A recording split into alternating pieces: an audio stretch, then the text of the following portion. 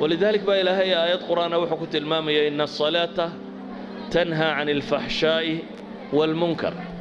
صلاة وحي الريب تابا إلهي ليه هي وح الله لي وحي فحشية فحش قوى وحي فالحن وحي قبيح قوى الدين ته إيا وحي منكر الدين تديدي الريب تي أردن بي الريب تابا ألا ليه سبحانه وتعالى. بل إلهي وحا القرآن كنت الماما يدقم بني آدم كولي وحا كواد اتشراه إنو الصلاة يهي. مثلا إلهي وحلي بني آدم كوحا الله أبو ردقا كيسا كمده خلق الإنسان هلوعا إذا مسه الشر جزوعا وإذا مسه الخير منوعا.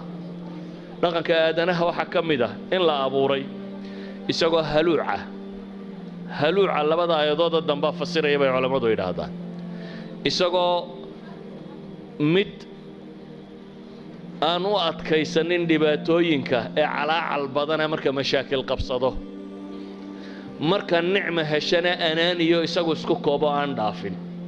waa laba sifo labaduba fool xun yihiin. mid waxa la yidhi marka ay dhibtu timaado ama mashaakilku yimaado waa jazuuc, waa qof halaan hal badan, waa qof calaacal badan, waa qof sheegasho badan, waa qof aan adkaysi lahayn. marka ay nimcadu timaadana baa la yidhi waa manuuc, waa mid aan laga fujinin oo anaaniya oo keligii inay noloshu ku koobnaato.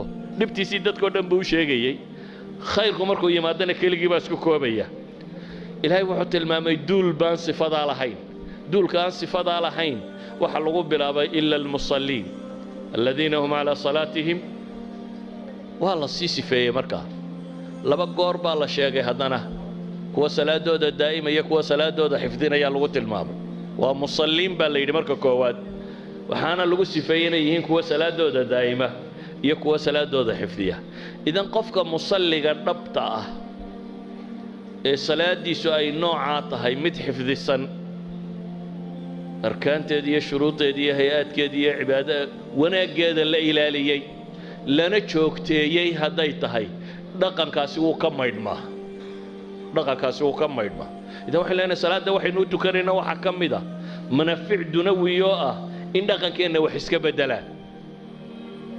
waxaa laga yaabaa inaad tidhahdo dadku haddaa iminka dhaqamadoodii wax badan baa qaldane waa sidee salaaddaa wax badani qaldanta.